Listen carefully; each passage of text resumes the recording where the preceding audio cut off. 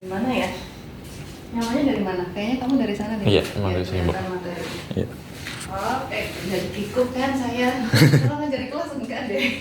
Kalau di shooting jadi pikuk. Oke. Bismillahirrahmanirrahim. Bilang ya 1, 2, 3 ya. Ya, ini sudah mulai juga, Bu. Oke. Ya, aman aja. Udah mulai? Sudah. Oke. Bismillahirrahmanirrahim. Assalamualaikum warahmatullahi wabarakatuh. Waalaikumsalam warahmatullahi wabarakatuh. Selamat pagi teman-teman semua. Pagi. Hari ini kita sudah di sesi terakhir untuk teknik pengambilan sampel air di lapangan. Kemarin kita sudah ya untuk pendahuluan dan pengantarnya seperti apa. Kita sudah masuk pada poin bagaimana teknik samplingnya nanti di lapangan. Oke. Untuk pelatihan kita itu kita merujuk pada SKKNI nomor 381 tahun 2020 tentang standar kompetensi kerja nasional Indonesia untuk pengambilan contoh uji dan pengukuran kualitas lingkungan. Teman-teman juga di lingkungan kerja masing-masing juga bertugas seperti ini ya. Mbak Nabila di ini kan laboratorium ya? Iya. Kemudian Mas Ridho di Dinas Lingkungan Hidup ya. Oke, Mas Bahrul di laboratorium juga. Iya. Ya. Nah di sini kode kita itu adalah M71PP C01.006.2. Jadi ada beberapa elemen kompetensi di dalam SKKNI itu yang kita fokuskan hari ini itu hanya pada bagaimana teknis pengambilan contoh air di lapangan. Jadi di elemen kompetensi itu ada 4 teman-teman. Nah yang kita fokuskan hari ini itu ada di poin ketiga. Oke, sebelum kita masuk ke materi hari ini, perkenalkan dulu diri saya, Efrinda Ari Ayu Tias, biasa dipanggil F ya, Bu F boleh, Kak F boleh, Mbak F juga boleh. Saya sehari-hari bertugas sebagai dosen di Prodi Geografi Universitas Lambung Mangkurat dengan beberapa spesifikasi yang biasa saya ampu, dan khususnya untuk materi pelatihan kita hari ini itu sesuai juga dengan mata kuliah yang saya bawa di kampus, yaitu kualitas air. Oke, sebelum kita mulai materi perlu juga saya sampaikan kita sekarang berada di lantai 5 teman-teman. Di hotel ini kita berada di lantai 5. Ada pintu utama ya, pintu utama di sebelah sini. Itu nanti kalau teman-teman ada berkeinginan pengen kamar mandi atau pengen keluar sebentar boleh. Kemudian caranya adalah didorong. Kemudian ada satu pintu di sebelah sana, itu adalah ditarik. Ya, jadi beda, yang di sebelah sini didorong, yang di sebelah sana ditarik. Jangan kebalik ya, nanti bingung. Kemudian kita tidak sedang dalam kondisi darurat. Mudah-mudahan kita kondisinya aman. Bila nanti terjadi gempa, teman-teman, karena kita di lantai 5, jangan terburu-buru untuk turun. Di sini ada meja, silakan nanti kita, kalau terjadi gempa, yang pertama kali kita lakukan adalah berlindung di bawah meja, karena kita posisinya jauh dari lantai dasar. Jangan keburu-buru keluar. Kalau kita berada di lantai bawah, mungkin kita bisa langsung evakuasi. Dan untuk kondisi kebakaran, di hotel ini sudah tersedia sirine alarm yang otomatis berbunyi ketika ada percikan api, sehingga kita akan otomatis sadar ada kondisi darurat berupa kebakaran. Dan jangan turun lewat lift teman-teman ya. Pintu bisa lewat sebelah sini dan sebelah sana, tadi sudah saya sampaikan. Silakan bergegas keluar, tidak terburu-buru, jangan panik, tetap bergantian, tetap tertib menuju ke lantai bawah ke lokasi untuk kita kumpul bersama di tempat evakuasi sementara ada di depan lobi kita, itu tempat kumpul evakuasi. Oke, saya presensi dulu ya teman-teman. Yang pertama Muhammad Zaki Hafizi, hadir ya. Kemudian Muhammad Alfi Torehan, oke. Natasha, hadir ya. Daya Pintaruan, panggilannya apa ini? Daya, oke. Nur Amrina Rausada, Mbak Nur, oke. Hizkia Joy Marco Nainggolan, dari Medan kah? Iya benar, oke. Muhammad Alfi Nur, siap. Aditya, oke, hadir. Yazid, Naufal, oke, Marcelo, sip. Oke, kita sudah masuk pada topik pembahasan. Pengantar, kaitannya dengan kualitas air itu seperti apa, kemudian teknis pengambilan sampel secara teori, secara umum seperti apa, dan mulai kita masuk pada prosedur. Jadi kalau kita mau mengambil sampel di lapangan, kita tidak bisa meninggalkan beberapa teknis yang ada di sini, teman-teman. Mulai dari pengisian belangko, pengambilan contoh ujinya itu seperti apa sesuai dengan ketentuan, mohon maaf. Duplikasi. Kenapa kita perlu duplikasi? Nanti kita sampaikan di materi. Kemudian contoh terbelah itu seperti apa? Penyaringan contoh sampel air itu seperti apa? Ditempatkan di tempat atau wadah yang sesuai ketentuan. Diawetkan dulu sebelum dikemas dan diantar ke laboratorium. Jadi tadi Mas siapa Yazid Naufal ya, tadi di laboratorium memang ada prosedur sebelum laboran itu menerima sampel, tahap-tahap ini harus sudah dilalui. Nah ini yang perlu kita pelajari di pelatihan ini. Nah tujuannya adalah teman-teman nanti kalau sudah mengikuti pelatihan ini, teman-teman bisa punya pengetahuan minimal, kemudian punya skill, keterampilan, dan pengalaman sikap kerja. Karena sebagai laboran, saya yakin Mas Yazid, Mbak siapa tadi, Mbak Zahwa tadi ya, yang dari laboran itu tidak boleh sembarangan. Apalagi teknis pengambilan airnya juga tidak boleh sembarangan ketika di lapangan. Perlakuan sampel air di lab juga tidak boleh sembarangan. Itu sikap kerja yang perlu dikuasai oleh teman-teman semuanya sampai kita benar-benar mendapatkan data kualitas lingkungan yang sesuai ketentuan.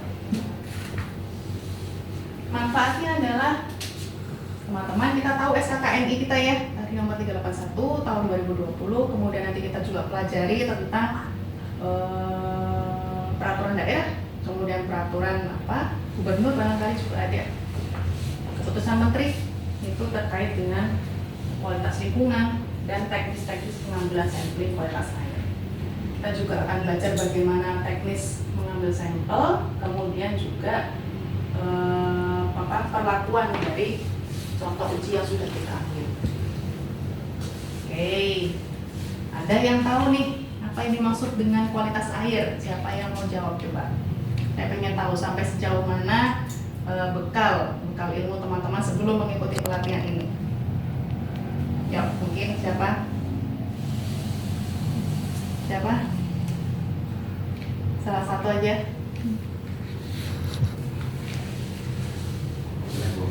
Mungkin kualitas air itu seberapa bagusnya air untuk dikonsumsi dan digunakan untuk beraktivitas. Oke, berarti tentang kualitas ya, bukan kuantitas. Kalau kuantitas kita bicara jumlah, tapi kalau kualitas kita bicara secara kualitatif. Artinya memang kalau kualitas air itu ada standar batas baku mutu air lingkungan kita sebut. Kemudian kita cek di laboratorium, keluar angka. Nah itu kita kemudian sandingkan, kita bandingkan dengan baku mutu, apakah dia layak konsumsi atau tidak tadi disebutkan, atau layak digunakan yang lain atau tidak. Kemudian yang pertanyaan kedua, mungkin siapa? Ayo Mas, siapa? Apa jawabannya? Yang diketahui tentang sampling air. Apa yang diketahui tentang sampling air? Sampling air itu adalah air yang memang mau kita tes uji coba yang kita dapati yang langsung di lokasi tersebut. Oke, berarti mewakili satu wilayah ya. Betul. Oke, berarti kalau kita mau menguji kualitas air sumur, berarti sampelnya di sumur. Berarti kita mempelajari kualitas air tanah. Kalau mau mengetahui kualitas air permukaan, berarti di mana aja tuh? Sungai, danau. Jadi itu contoh-contoh air permukaan, kita bisa ambil sampel airnya. Beberapa alat dan bahan yang akan kita gunakan teman-teman, mungkin yang dari laboratorium tidak begitu asing dengan beberapa alat di sini ya. Jelas ada formulir, ada pengisian belangko, kemudian alat pelindung diri,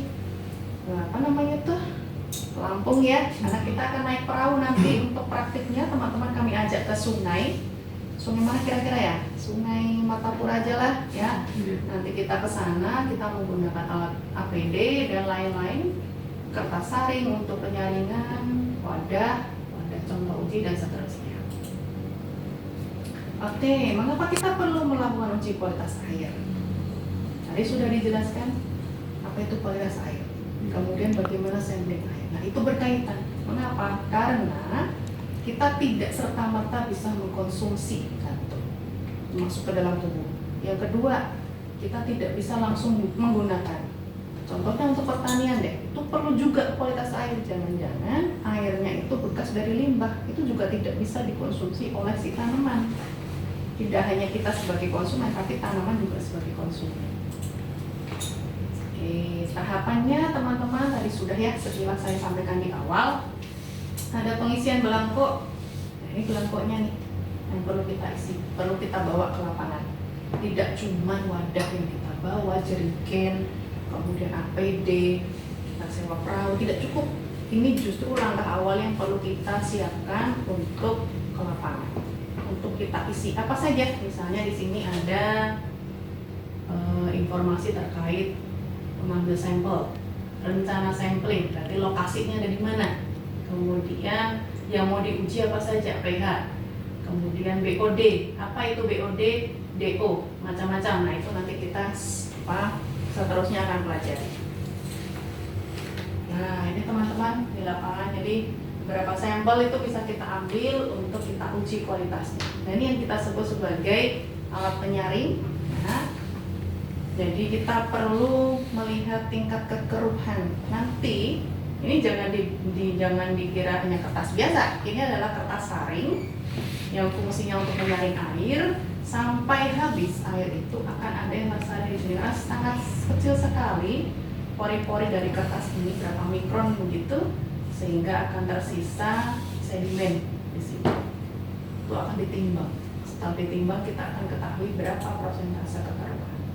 Nah ini wadah, ini bukan jualan es, tetapi ini adalah box, seperti box, ice box.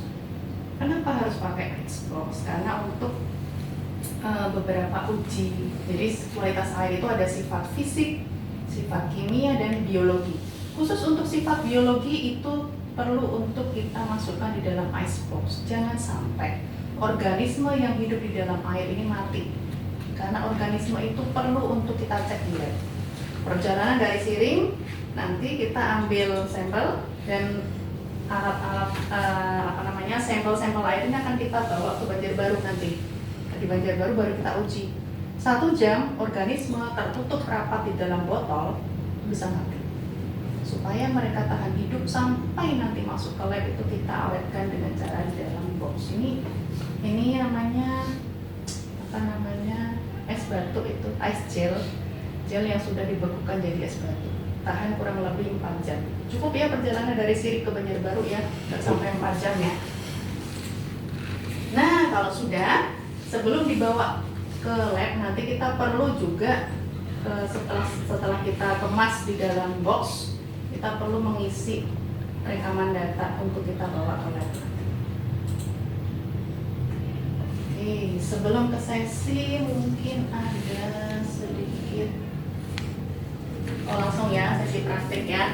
Nanti teman-teman kita bagi kelompok. Tadi ada berapa? 10 peserta, kita bagi 2 kelompok, grup kiri sama grup kanan di sini.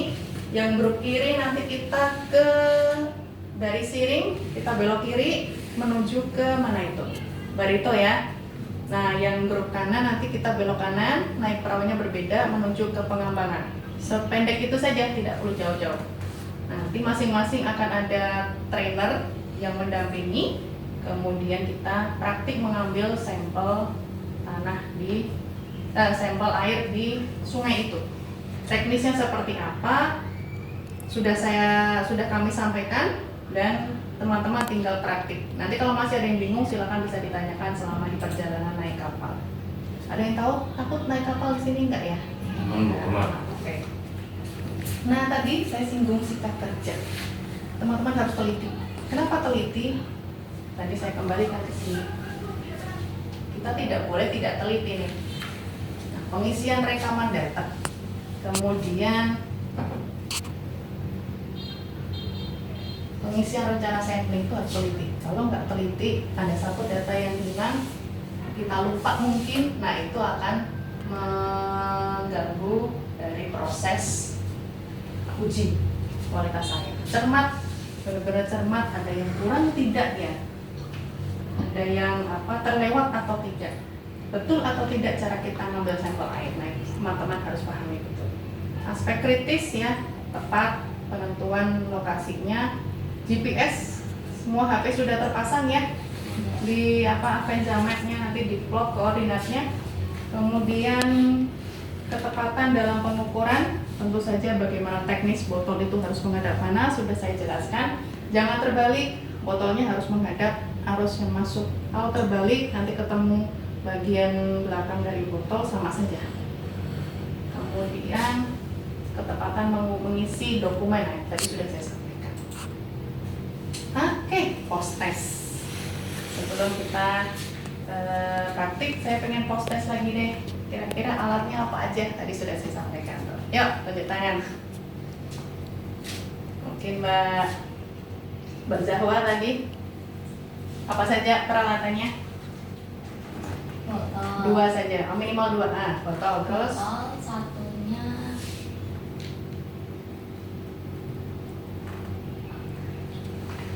tadi yang kertas itu fungsinya untuk apa tadi? ini botol sama kertas ibu. Kertasnya untuk menyaring. Jadi biar kita tahu kalau mau uji tentang kekeruhan, maka sedimennya akan terperangkap di situ. Oke, terima kasih. Yang satunya terakhir, tahapannya apa saja? Kira-kira apa tahapan sebelum ngambil sampel tadi, apa saja yang perlu kita ini siapkan? Ya, Mas. Tadi menyiapkan alat dan bahannya dulu. Apa saja alat dan bahan? Selain wadah dan ini, kertas saring. Untuk safety-nya kita pakai pelampung ya Bu, karena kita di sungai. Terus kita juga menyiapkan angket sama belangko sama itu apa tadi Bu namanya? Belangko rencana sampling. Ya itu rencana sampling sama botolnya. Ya, GPS jangan lupa ya, kita harus plotting. Sebelumnya sebenarnya kita perlu untuk membuat peta kerja. Jadi titik-titik koordinatnya ditentukan dulu. Nanti kita naik kapal tuh tinggal berhenti di sini sesuai dengan titik koordinat. Cuman memang gangguannya besar karena arus sungai Martapura agak gede kan. Jadi geser sedikit nggak masalah. Gangguan-gangguan seperti itu masih bisa ditoleransi. Oke, terima kasih. Nanti teman-teman mengerjakan praktiknya di lapangan bersama trainer, dan sepulang dari lapangan jangan lupa masih ada tugas PR ya, sesuai dengan materi yang sudah saya sampaikan tadi. Apa pentingnya pengambilan contoh kualitas uji kualitas air, kemudian buatlah diagram alir disertai prosesnya, bagaimana step by stepnya pengambilan air, kemudian tahapan detail untuk prosesnya. Jadi kalian menggambarkan sketsanya juga dan diagram alirnya. Kira-kira ada yang mau menyimpulkan, mengisi kekosongan kesimpulan di sini? Yuk, Mas. Dari seluruh rangkaian pelatihan hari ini, kira-kira kesimpulannya apa?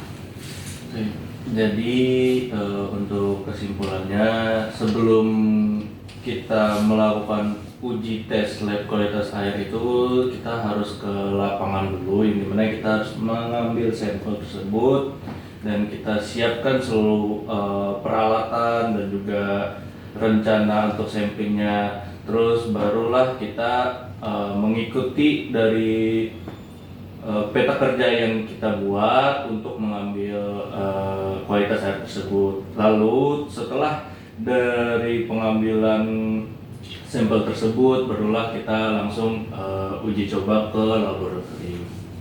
Oke, siap. Terima kasih. Tepuk tangan. Betul. Jadi lengkap ya. Sudah menyiapkan peta kerja, GPS ya, kemudian mengisi belangko, mengambilnya, kita naik kapal nanti sesuai dengan ketentuan, diduplikasi dulu. Fungsinya adalah kita untuk berjaga-jaga. Dan selain berjaga-jaga, kita juga kan sampel kita wadahnya adalah 1 jerigen penuh.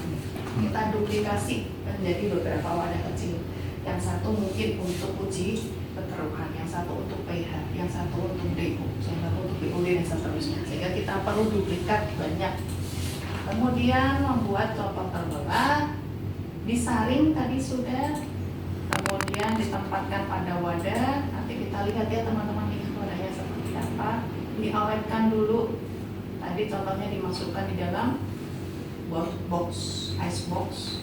Kemudian dikemas. Kalau yang tidak perlu di ice box berarti dimasukkan jerigen, ditutup pakai plastik rapat supaya tidak ada kontaminasi oksigen masuk ke dalam. Kemudian memastikan sampel-sampel kita ini aman, tidak koyak, tidak pecah sebelum masuk ke lab sekaligus membuat rekaman datanya. Sudah cocok nih, semua tersertifikasi nanti ya setelah pulang dari sini. Nah iya, tugasnya jangan lupa yang tadi itu evaluasi. Plus ini berarti ada 2 ya. Lakukan identifikasi permasalahan. Kalau ini tugas, yang evaluasi tadi ini terkait materi. Kalau yang tugas ini kalian amati gambar di sini teman-teman. Saya ambil di Sungai Ciliwung. Kira-kira lebih parah atau sama parahnya dengan sungai kita? Lebih parah. Lebih parah. Coba identifikasi masalahnya apa, kemudian buat rencana kerja persiapan. Saya pengen sampling di sini nih. Kira-kira kalian apa yang perlu disiapkan? Jadi kalian seakan-akan ingin mengambil sampel untuk uji kualitas air di sungai ini. Maksimal tanggal 30 Juni. Sekarang tanggal berapa ya? 29. Besok tanggal 3. Oh, tinggal 1 hari berarti ya? Betul. Berarti besok maksimal jam 8 saya tunggu lewat email untuk syarat nanti sertifikatnya untuk bisa kita terbitkan. Oke, terima kasih banyak tepuk tangan kita semua. Oke, ada yang mau ditanyakan?